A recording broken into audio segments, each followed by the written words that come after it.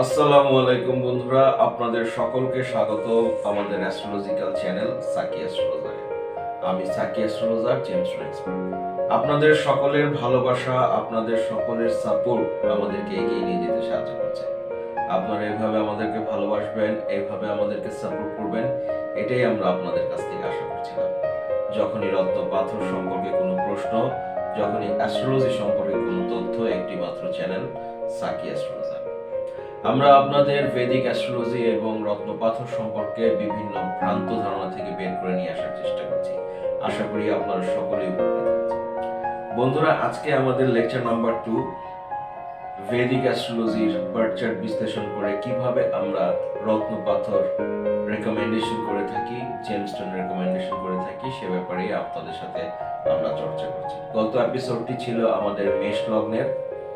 আজকে আমরা আপনাদের সাথে আলোচনা করব বার্থ চার্টের দ্বিতীয় নম্বর লগ্ন, বৃষ লগ্ন।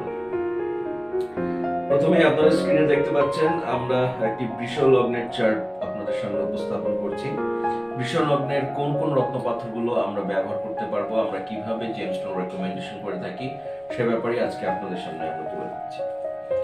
বৃষ লগ্ন যেহেতু শুক্র গ্রহ বৃষ লগ্নের অধিপতি হওয়ায় আমরা খুব সহজেই যে রত্নপাথরটি পরিধান করতে পারবো সেটি হচ্ছে ডায়মন্ড। সচরাচর প্রযুক্তিগত জায়গা থেকে এখন আমরা অনেক এগিয়ে আছি, সেখানে থেকে আমরা বিভিন্ন ইন্টারনেট সফটওয়্যার অথবা বিভিন্ন অ্যাপস এর মধ্যে আজকাল অ্যাস্ট্রোলজিক্যাল ইনফরমেশন এন্ট্রি করেও আমরা অনেক সময় জেমস্টোন রেকমেন্ডেশন পেয়ে থাকি। সেই ক্ষেত্রে সফটওয়্যার আমাদেরকে একটি সহজ এবং কিছুটা সহজভাবে এবং পুঁথিগত বিদ্যা দ্বারা বলে থাকে যে এই রত্নপাথরগুলো আপনারা করতে পারবেন। যেরকম কোনো সফটওয়্যারে যদি আপনারা এন্ট্রি করে থাকেন, সেই ক্ষেত্রে আপনাদের ডাটা এন্ট্রির সাথে সাথেই তারা আপনাদেরকে সফটওয়্যার যে রেকমেন্ডেশন দিবে সেটা হচ্ছে আপনি বৃষ লগ্নের ক্ষেত্রে ডায়মন্ড, স্যাটার্নের রত্নপাথর, শনির রত্নপাথর ব্লু সাফায়ার এবং বুধের রত্নপাথর ইমারাল্ড, মার্কারি রত্নপাথর পান্না আপনারা ইউজ করতে পারেন।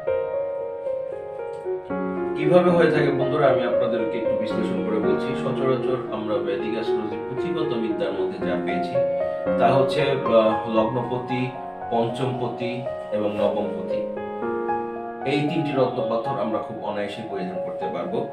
তা হচ্ছে ফার্স্ট হাউস, ফিফথ হাউস এবং নাইন্থ হাউস। ত্রিকোণ ভাবে রত্নপাথর আমাদেরকে ফলীভূত হয়ে থাকবে এবং আমাদের যে কোনো সমস্যা থেকে বের করে নিয়ে আসার চেষ্টা করবে। কিন্তু আসলে এক্সপেরিয়েন্সগত জায়গা থেকে এটি আপনারা কখনো কোনো বইয়ের মধ্যে পাবেন না, এবং আমি আমার এক্সপেরিয়েন্স থেকে আপনাদের সামনে উপস্থাপন করছি। দীর্ঘ 7-8 বছরের একটা এক্সপেরিয়েন্স আপনাদের সামনে শেয়ার করছি। সেটা হচ্ছে এই তিনটি রত্নপাথর ছাড়াও কি আমরা অন্য কোনো রত্নপাথর পরিধান করতে পারবো না? অবশ্যই পরিধান করতে পারবো বন্ধুরা। দেখা যাচ্ছে শুক্রের ক্ষেত্রে আমাদের যখন দেখবো আমাদের শনি, সূর্য, আসলে সান থেকে শুরু করি, সূর্য গ্রহ থেকে শুরু করি। সান গ্রহটি আমাদের এখানে রয়েছে হচ্ছে আপনার পঞ্চমপতি, ফিফথ হাউস, চতুর্থ ভাব, পঞ্চমপতিতে রয়েছে সান। সেক্ষেত্রে আমরা সানের রত্নপাথর যেটা আছে, সূর্যের রত্নপাথর রুবি, আমরা অবশ্যই ব্যবহার করতে পারি।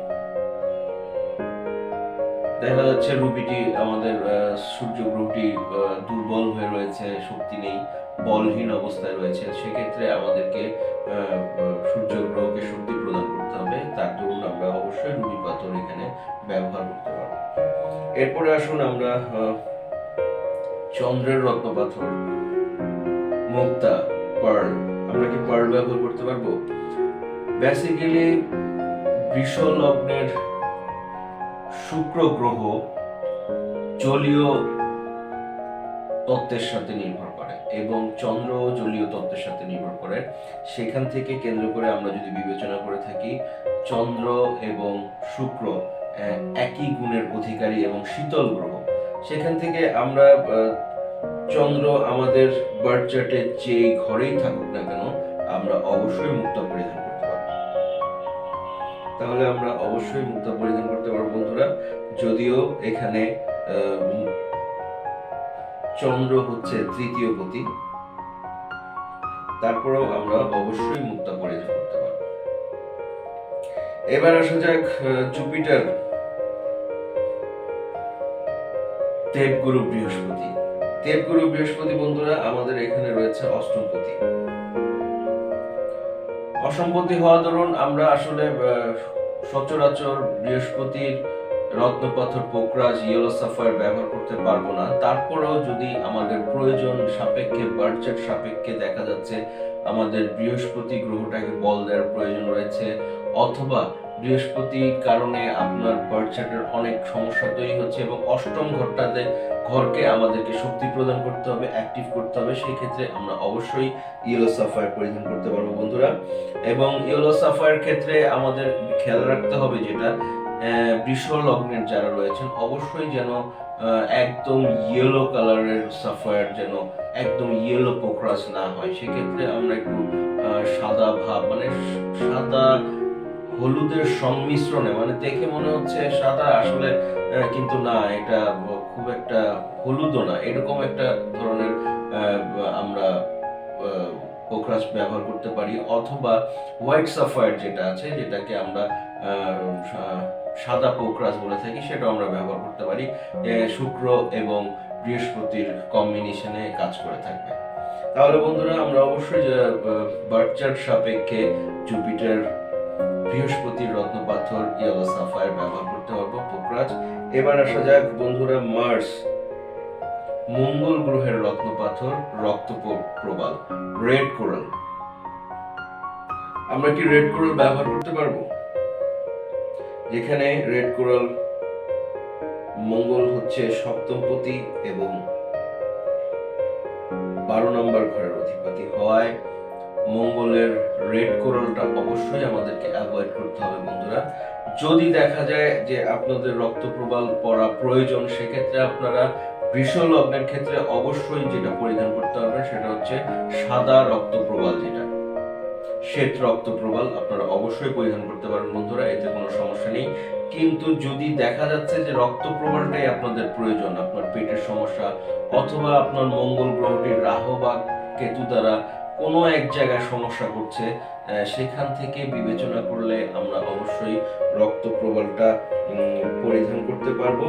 কিন্তু তারপরেও আমরা যদি কোনো সমস্যা না থাকে, শারীরিক কোনো অসুবিধা না থাকে, সেক্ষেত্রে আমরা অ্যাভয়েড করে চলাটাই খুবই উত্তম হয়ে থাকবে। তাহলে বন্ধুরা আমরা প্রত্যেকটি রত্নপাথর সম্পর্কে অবশ্যই জেনে গেলাম যে আমরা কোন কোন রত্নপাথরটি পরিধান করতে পারবো। যেহেতু লগ্নপতি শুক্র গ্রহ, সেহেতু আমরা ডায়মন্ড খুব অনায়াসেই পরিধান করতে পারবো, হীরা। এবং শনির গ্রহের রত্নপাথর ব্লু সাফায়ার, নীলা, এই বার্থ চার্টের জন্য, বৃষ লগ্নের বার্থ চার্টের জন্য এটি খুব যোগকারক হয়ে থাকবে। আপনারা অবশ্যই নীলা পাথর পরিধান করতে পারবেন। এবং মার্কারি, ইমারাল্ড, পান্না খুব দুর্দান্ত কাজ করে থাকবে। এই তিনটি রত্নপাথর বৃষ লগ্নের জাতক জাতিকা যারা রয়েছেন, যেখানেই থাকুক না কেন, ষষ্ঠ, অষ্টম এবং 12, আমাদের পুঁথিগত বিদ্যায় যেটা রয়েছে 6th হাউস, 8th হাউস এবং 12th হাউসের রত্নপাথর আমরা পরিধান করতে পারবো না। এখান থেকে আমাদেরকে বেরিয়ে আসতে হবে বন্ধুরা। আমাদেরকে দেখতে হবে লাইফ চার্ট এবং কিভাবে এক্সপেরিয়েন্স থেকে আমরা আপনাদেরকে শেয়ার করছি, সেখান থেকে আমরা আপনাদেরকে প্রতিটি তথ্য প্রদান করে থাকছি। সুতরাং অবশ্যই আমরা ষষ্ঠ, অষ্টম এবং 12 নম্বর ঘরের রত্নপাথর পরিধান করতে পারবো আমাদের প্রবলেম সাপেক্ষে। যদি প্রয়োজন হয় সেক্ষেত্রে অবশ্যই আমরা ব্যবহার করতে পারবো। আর সেখান থেকেই আমরা শনি, শুক্র এবং বুধের রত্নপাথর অনায়াসে পড়তে পারবো। এছাড়াও সূর্য, চন্দ্র, বৃহস্পতি মঙ্গল আপনাদের অবশ্যই ব্যবহার করা যাবে আপনাদের বার্থ চার্ট সাপেক্ষে। তাহলে বন্ধুরা আমরা অনায়াসেই জেনে গেলাম বৃষ লগ্নের জাতক জাতিকা যারা আছেন আমরা কোন কোন রত্ন পাথরগুলো ব্যবহার করতে পারবো। এবং আসুন লাস্টে থেকে যায় সেটা হচ্ছে রাহু এবং কেতু। রাহু এবং কেতু সম্পর্কে আমরা আপনাদেরকে গত এপিসোডে অনেক কিছু জানিয়েছি বন্ধুরা, যদি না দেখে থাকেন অবশ্যই দেখে নেবেন। আর অনেক সময় দেখা যাচ্ছে বন্ধুরা আমরা রত্নপাথরের ক্ষেত্রে প্রপার রত্নপাথরটি পরিধান করতে পারছি না, সমস্যা হতে পারে, কোনো ঝামেলা হতে পারে, সেই ক্ষেত্রে আমরা সাবস্টিটিউট যে রত্নপাথরগুলো আছে সেগুলো অবলম্বন করতে পারি। 1074 আমাদের সাবস্টিটিউট স্টোনের পরিমাণ, সেখানে সূর্যের অনেক সাবস্টিটিউট রত্নপাথর রয়েছে, চন্দ্রের অনেক সাবস্টিটিউট রত্নপাথর রয়েছে। আমরা চাইলে আমাদের এগুলা অবশ্যই অ্যাপ্লাই করতে পারবো, সেই ক্ষেত্রে আমাদের কোনো সাইড এফেক্ট আশা করি হবে না। তাই এভাবেই আমরা বৃষ লগ্নের ক্ষেত্রে বিভিন্ন রত্নপাথর বিচার করে থাকি বন্ধুরা। কোন কোন রত্নপাথরগুলো আপনাকে শুট করে থাকবে, কোন কোন রত্নপাথরগুলো আপনাকে অ্যাভয়েড করতে হবে, আপনাকে সেই মোতাবেক অ্যানালাইসিস করে আপনাদেরকে অবশ্যই রত্নপাথর পরিধান করতে হবে। বন্ধুরা সবসময় মনে রাখবেন আমরা রত্নপাথর রিকমেন্ডেশন করে থাকি দুটি বিষয়ের উপর, একটি হচ্ছে আপনার বার্থ চার্ট সাপেক্ষে এবং আরেকটি হচ্ছে আপনার প্রবলেম সাপেক্ষে। তো অবশ্যই একজন দক্ষ অ্যাস্ট্রোলজার দ্বারা আপনাদের বার্থ চার্ট বিশ্লেষণ করুন এবং সঠিক রত্নপাথরটি আপনাদের জন্য অবশ্যই সঠিকভাবে বিবেচনা করে নির্ধারণ করে নিন। আপনারা যদি আমাদের দ্বারা বার্থ চার্ট বিশ্লেষণ করতে চান অবশ্যই আমাদের স্ক্রিনে দেওয়া টেলিগ্রামে নক করুন, ইমেইল অ্যাড্রেসে মেইল করুন, প্রসিডিউরের আশা করুন। বিশ্বের যেই প্রান্তে থাকুন না কেন আমরা আপনাদের জ্যোতিষের সকল ভ্রান্ত ধারণা থেকে বের করে নিয়ে আসার চেষ্টা করে থাকবো ইনশাআল্লাহ। এভাবে আমাদের পাশে থাকবেন, এভাবে আমাদের সাথে থাকবেন। আপনাদেরকে এর আগেও বলেছি গত এপিসোডে আমরা আপনাদের বার্থ চার্ট লাইভ স্ট্রিমিং করব এবং আপনাদের প্রত্যেক কোন কোন রত্নপাথরগুলো আপনাদের জন্য সঠিক হয়ে থাকবে সে ব্যাপারে আপনাদেরকে নির্দেশনা দিব। আপনারা যদি মনে করেন আপনাদের বার্থ চার্ট লাইভ স্ট্রিমিং এর মাধ্যমে আপনারা জানতে চান অবশ্যই আমাদের কমেন্ট সেকশনে কমেন্ট করুন এবং আমরা আপনাদেরকে সেই তথ্যগুলো প্রদান করে থাকবো। আজ এ পর্যন্তই, ভালো থাকবেন, হ্যাভ এ নাইস ডে।